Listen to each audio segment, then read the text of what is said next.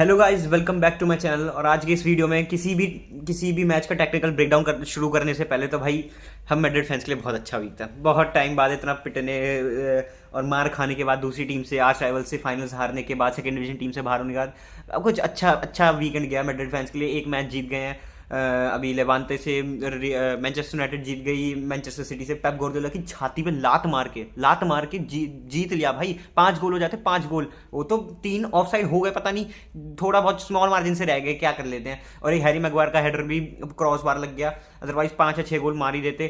अल नसर भी जीत गई। तो ओवरऑल बहुत ही खुशी का दिन है, बहुत अच्छा गया है वीकेंड। और अगर सबसे पहले किसी मैच के बारे में बात करूंगा तो मैं सबसे पहले करूंगा कि भाई रियल मैड्रिड के बारे में।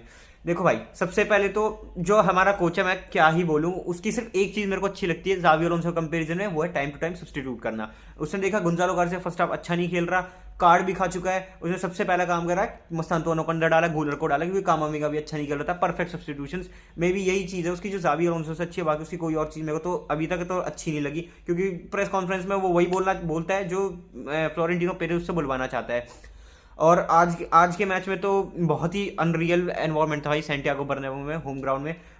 प्लेयर्स को बू कराया है उन्हीं के फैंस ने आज बहुत ज़्यादा। ये लास्ट टाइम हुआ था 2018 में, रियल मैड्रिड जो 3 पीट जीती थी उसको फेस करना पड़ा था ये। और फ्लोरेंटिनो पेरेज को भी, मतलब Florentino Perez leave real Madrid and resign, और ऐसे ऐसे बोर्ड्स भी लगाए गए फैंस की साइड से। इवन जो अल्ट्राज है, जो वाइट वॉल खड़ी रहती है गोल पोस्ट के पीछे, बस उनको कहा कि तुम होटिंग और विस्लिंग नहीं करोगे। पहले तो खैर मैच से वाले स्टेडियम में आने वाले हर फैन को वार्निंग दी गई थी, बट नहीं माना किसी ने। बट अल्टीमेटली सिर्फ वाइट वॉल ने ही कुछ नहीं करा।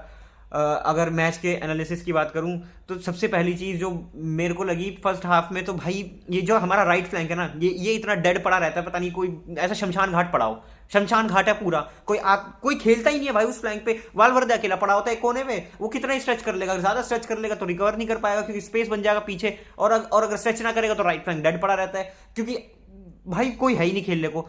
गोंजालो गार्सिया राइट विंगर खेल रहा, क्यों खेल रहा है? मतलब तीनों नहीं खेल सकते, इन तीनों एग्जिस्ट नहीं कर सकते एक साथ, हमें एक को बेंच करना ही पड़ेगा। अगर तुमने गोंजालो गार्सिया को सेकंड हाफ में करा तो अच्छा आउटपुट भी मिला। मस्तांतुआनो ने अच्छे टेक ऑन्स लिए, मतलब मींस चांसेस भी क्रिएटेड करे। आर्दा गुलर आया, उसने भी 8 चांसेस या 7 चांसेस क्रिएट करे, बढ़िया क्रॉस डाले। आई थिंक आर्दा गुलर का असिस्ट भी था, सेकंड गेम गोल में उसका असिस्ट था। तो अच्छा है, सब टाइम टू टाइम सब्स्टिट्यूट्स करो, बट भाई प्लीज इस राइट फ्लैंक को थोड़ा सा जगा दो।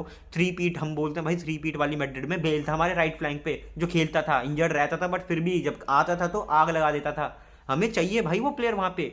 हमारे पास कोई है ही नहीं। हम रूमर्स बना था ओलीजे आ रहा है, ये आ रहा है, भाई ब्राहिम गया है, मस्तांतुआनो को खिलाओ, पर हमारे पास और कोई बैकअप है ही नहीं। हम यंग प्लेयर्स को चांस ही नहीं देते। दूसरी बात, अरबियोला वही बोल रहा है जो पेरेस चाहता है, मींस की विनीशियस जूनियर अच्छा प्लेयर है, उसने हमें चैंपियंस लीग जिताया, हम उसे और बॉल नहीं भाई, ऐसे नहीं चलता है। पिछले 20 गेम में उसने 3 या 4 असिस्ट दिए और 1 गोल मारा, वो बार्सिलोना के अगेंस्ट। उसके अलावा उसकी परफॉर्मेंस एकदम एवरेज जा रही है। मेरे को एक बात समझ नहीं आती, अगर कोई और प्लेयर ऐसा हो तो उसके लिए इमीडिएट एग्जिट हो जाए, उसका कॉन्ट्रैक्ट या तो टर्मिनेट कर दें, या तो भाई अभी विंटर ट्रांसफर विंडो चल रही है, इसमें बेच दे प्लेयर को। लेकिन भाई विनीशियस है तो कोई उसके एक्शन नहीं लेना चाह रहा। पेरेस का बेटा ही है वो एक तरह से। तो सबसे पहले तो भाई ये जो हायरार्की बना रही है ना कुछ 4-5 प्लेयर्स के लिए, जैसे कि बेलिंगम के लिए, विनी के लिए, एम्बापे के लिए, ये खत्म करनी पड़ेगी। दूसरी बात, अगर मैच की बात करें तो एम्बापे का गेम अच्छा था, डिफेंसिवली भी मेरे को काफ़ी अच्छा लगा। उसने आई थिंक 2-3 बार डिफेंड भी करा, बॉल ड्रॉप करके रिसीव करा, तो उसका नेचुरल गेम है। बट एक ट्वीक मेरे को उसके गेम में अच्छा लगा, at least he was trying to copy the positioning of a number 9 striker. क्योंकि जब आई थिंक हमने पहला जो शॉट ऑन टारगेट लिया था, गूलर ने लिया था सेकंड हाफ में, उसमें उसने वो ले ऑफ करा एम्बापे नहीं, उसने पास करा एम्बापे को, एम्बापे ने ले ऑफ करा और वो गूलर ने शॉट मारा। तो मेरे को प्रॉपर नंबर 9 वाली पोजीशनिंग लगी। उसने शील्ड करा 2 प्लेयर्स को अपने शोल्डर पे, उनको शोल्डर बार्ज करा और फिर बॉल प्रोटेक्ट करके उसके लिए ले ऑफ करा। तो ओवरऑल अच्छा ही था एम्बापे का परफॉर्मेंस। विनीशियस नहीं भाई, तो चाहिए भाई, हमें और परफॉर्मेंस चाहिए। अगर अरबिलोवा उसको पूरी फ्रीडम दे रहा है, कार्लो अंचेलोटी की तरह ही, जो चाह रहा है पेरेज वही हो रहा है, तो भाई करना, खेलना, क्यों नहीं खेल रहा? कुछ तो प्रॉब्लम है। बस यही प्रॉब्लम है। डीन हसन को भी विस्लिंग हुई, आई थिंक एक बार उसने बॉल क्लियर कर दी यूजलेस, जबकि हम पोजीशन रख सकते थे। मे बी डिजर्विंग ये खराब खेला और वालवर्दे अच्छा खेला, गूलर गुड, मस्तांतुआनो गुड, एम्बापे गुड, विनी को इंप्रूवमेंट की जरूरत है। जूड बेलिंगम आज थोड़ा ऑफ था, थोड़ा ट्राई हार्ड कर रहा था, पर क्या ही बोल रहे, थोड़ा ज़रूरत है भाई और परफॉर्मेंस लाने की। आई थिंक गूलर को लिंकिंग मिडफील्डर मत खिलाया को, टेम्पो कंट्रोलिंग, उससे अच्छा अटैकिंग मिडफील्डर है वो, बहुत ज़्यादा ही अच्छा है। और ये सबसे पहली बात तो ये हमारा जो करेरास भी अच्छा ही खेला, राउल असेंसियो बहुत अच्छा, बहुत एक्सीलेंट परफॉर्मेंस। कॉर्तुआ तो ऑलवेज होता ही, कॉर्तुआ हमेशा पीछे। Raul Asensio may be he is not a consistent player but he always step up when we need the most, और उसमें एटीट्यूड है, क्योंकि भाई हम देख चुके हैं बार्सिलोना के अगेंस्ट जब वो सुपर कोपा में इंजर्ड हुआ था, इमीडिएटली गेटअप हो गया क्योंकि टाइम नहीं था। सो आई राउल असेंसियो तो अच्छा है। बट इस विक्ट्री से ना मैं पहले कोई भी चीज़ एकदम जज नहीं करूंगा, या फिर मैं ये नहीं बोलूंगा कि हाँ भाई परफेक्ट विन थी, अब हम ये ला लीगा जीत लेंगे। बहुत बहुत टफ है बोलना, बोलना भी मतलब इंपॉर्टेंट भी नहीं, क्योंकि I think Levante relegation battle fight कर रही है, आई थिंक 19th नंबर पे है, तो कुछ बोलना बहुत बहुत जल्दी ही होगा। एक चीज़ और, ये लास्ट में अपने मैड्रिड के गेम से रिलेटेड बोलूंगा कि भाई फर्स्ट हाफ बहुत ही ऑफुल पथेटिक था। एक फ्री किक वो ऑलमोस्ट साइड नेटिंग पे लग गई थी, उनके मिडफील्डर ने मारी थी, वो भी डिफेंड होनी चाहिए थी। मींस हम डी टॉप पे 2 या 3 फ्री किक कंसीड कर चुके हैं भाई, कोई अच्छी टीम होती भूत भर देती, गोल मार देती हम पे 2-3।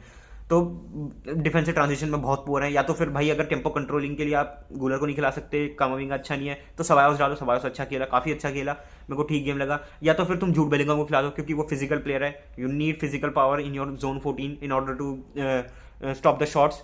तो जूड बेलिंगम को खिला सकते हैं। उसने फाउल कमिट करा, हाँ, पर उसका कोई गलती भी नहीं थी क्योंकि अपॉर्चुनिटी ऐसी थी। बट फर्स्ट हाफ बहुत गंदा था, सेकेंड हाफ अच्छा था क्योंकि मेजर चेंजेस थे।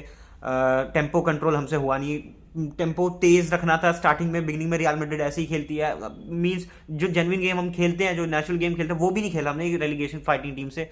वी नीड इंप्रूवमेंट्स, नहीं तो भाई बहुत दिक्कत हो जाएंगी, चैंपियंस लीग नहीं जीत पाएंगे, कोई टाइटल नहीं आएगा, बेफालतू में प्लेयर्स भी रिलीज होंगे। खैर बेफालतू क्या, वो डिजर्विंग है, खेलना ही नहीं चाह रहे।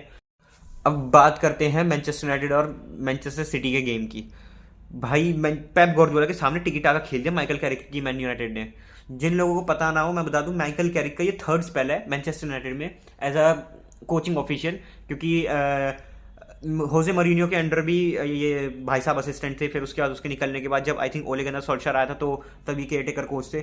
उस टाइम पे मैन यूनाइटेड ने भी काफ़ी अच्छा परफॉर्मेंस किया था। आई थिंक विला रियाल को हराया था, चेल्सी से ड्रॉ खेला था अवे में, और एक गेम और जीता था, आई थिंक आर्सेनल के अगेंस्ट 3-2 जीता था। तो ये 3 गेम में एक्सेलेंट परफॉर्मेंस ही दिया था, और अभी ये फिर से आ गया। तो मेरे को तो ओवरऑल गेम बहुत अच्छा लगा। मीन से क्लासिक 4-4-2 वाइल डिफेंडिंग और 4-2-3-1 वाइल अटैकिंग, मेरे को गेम अच्छा लगा उनका। Patrick डोरगू excellent player. एक फैक्ट बता देता हूँ, पैट्रिक डोरगू ने सबसे ज़्यादा क्रॉसेस कंप्लीट करे हैं मैनचेस्टर यूनाइटेड के लिए in compare to any other Manchester United player इस सीजन में। तो उसको डिफेंस में खिलाने की जगह आई थिंक उसका जो 6'1" का जो इतना बड़ा फ्रेम है, उसको हम विंग पे यूज़ करना चाहिए फॉर क्रॉसेस। और अंदर बेंजामिन शेस्को है ही हमारे पास tall striker. If you talk about Mbeumo का गेम इतना ऑफ था, मतलब फर्स्ट हाफ में मेरे को अच्छा नहीं लगा उसका गेम। आई थिंक उससे हेडर मिस हुआ था, एक चांस और मिस हुआ था, कासिमिरो से भी मिस हुआ था। स्कोर लाइन और भी ज़्यादा ह्यूमिलेटिंग हो सकता था, मतलब मैनचेस्टर सिटी के लिए। तो आई थिंक पेप को थोड़ा सा करना पड़ेगा अपनी टीम को। एक ट्वीक उन्होंने ये भी करा है कि भाई उनके डिफेंस में बहुत ज़्यादा इंजरीज हैं, इंजरी कंसर्न्स हैं। तो उन्होंने सबसे पहले आई थिंक आज ही मार्क गोही को साइन कर लिया है, अभी मैं जब शूट कर रहा हूँ। मार्गो ये आ गया 20 मिलियन में आया, आई थिंक उसका ट्रांसफर 20 मिलियन यूरोज में हुआ है ओवरऑल। और हैरी मैगवायर बहुत अच्छा परफॉर्मेंस था, क्लीन शीट रखी लेमर्स ने। और कोबी माइनो को अच्छा अपॉर्चुनिटी मिल रहा है। रूबन अमोरिम देता नहीं था, बट कोबी माइनो फिजिकल डोमिनेंस है, मिडफील्ड में अच्छा प्लेयर है, कासिमिरो के साथ अच्छा लिंक होता है उसका।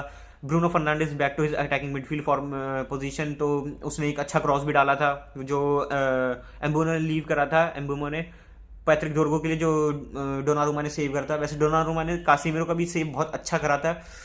और हाँ, एक मेसन माउंट का ऑफ साइड हो गया था, आई थिंक ब्रूनो फर्नांडिस का भी एक गोल ऑफ साइड हुआ था। मीन्स ऑफ साइड बहुत हुए थे। बट एक चीज़ ये नोटिस करने वाली है कि जो रूबन अमोरिम है उसके टेन्योर में जब मैनचेस्टर यूनाइटेड उसके अंडर थी, तो बहुत ज़्यादा पोजेशन बेस्ड और means less of side commit कर रही थी मैनचेस्टर यूनाइटेड, जो इस गेम में 4 या 5 ऑफ साइड थे, मतलब काफ़ी ज़्यादा, डबल से भी ज़्यादा थे। एक ऑफ साइड पर गेम उसके रूबन अमोरिम के अंडर थी, माइकल कैरिक ने आते ही 4 या 5 हो गई, मीन्स डबल से ज़्यादा। तो I think Manchester United is trying to be very direct in attack, जो कि अच्छी चीज़ है, क्योंकि भाई गोल्स के बिना तो कौन ही जीतता, कोई नहीं जीत पाता। तो ओवरऑल तो बहुत अच्छा गेम था। और पेप गार्डियोला की साइड तो भाई डिफेंसिवली बहुत ही क्लूलेस थी। अटैकिंग अटैकिंग भी उनकी अटैक में भी इतना अच्छा कुछ करा नहीं उन्होंने। चर्की जब उसका ट्रांसफर हुआ था, आई थिंक उसने बोला था कि he is very excited for Manchester derby. और भाई चर्की इतना क्रिएटिव प्लेयर है, लिंक करता है अपनी टीम के साथ, क्या कहते हैं, पासिंग अच्छी है उसकी। क्लूलेस लगा वो भी। पूरी मैन सिटी टीम ही लगी, मीन्स ह्यूमिलेट कर दिया मैनचेस्टर सिटी को मैनचेस्टर यूनाइटेड ने। गेम के लास्ट तक आते आते तो आई थिंक हालैंड को भी सब्स्टिट्यूट कर दिया था पेप गार्डियोला ने। उसने हार मान ही ली थी लास्ट तक, क्योंकि मैनचेस्टर यूनाइटेड बहुत ही अच्छा खेली। मैं लिटरली बहुत अच्छा लगा मैनचेस्टर यूनाइटेड को इतने टाइम बाद अच्छा खेलते हुए देख के। लास्ट टाइम इतना बढ़िया डिस्प्ले उन्होंने तब करा था जब एक और केयर टेकर कोच आया था, रूड वन नेस्लरॉय, जो फॉर्मर मैनचेस्टर यूनाइटेड लेजेंड है, जिसके अंडर 4 में से 3 विक्ट्री निकाली थी मैनचेस्टर यूनाइटेड ने। 2 लेस्टर सिटी के अगेंस्ट ही थी बैक टू बैक, और आई थिंक 1 ड्रॉ करा था उन्होंने। तो अब उन्होंने पहले से तो काफ़ी इंप्रूव कर दिया। अब लेट्स सी कि नेक्स्ट गेम में क्या होता है, क्योंकि प्रीमियर लीग का वीक तो ये बहुत ही क्या ही बोले, बस बचते बचाते चेल्सी जीती, मैनचेस्टर यूनाइटेड जीवी सिटी से, सिटी ने पॉइंट्स ड्रॉप कर दिए, टेबल टॉपर आर्सेनल ने पॉइंट्स ड्रॉप कर दिए। जहाँ तक बात रही आर्सेनल की, उन्होंने तो बहुत ही पुअर परफॉर्मेंस दी नॉटिंघम फॉरेस्ट के अगेंस्ट। वो लो ब्लॉक में मीन सेंट्रल स्पेसेस को मार्क कर रखा था, टाइटली कॉम्पैक्ट करके डिफेंड कर रही थी लो ब्लॉक में नॉटिंघम फॉरेस्ट, और नहीं एक्सप्लॉइट कर पाए उसको Arsenal. Arsenal means second half of the season बहुत इंपॉर्टेंट था आर्सेनल के लिए, कि वो कैसे अप्रोच करेंगे इस गेम को, और उन्होंने बहुत ही ज़्यादा खराब परफॉर्मेंस दी है।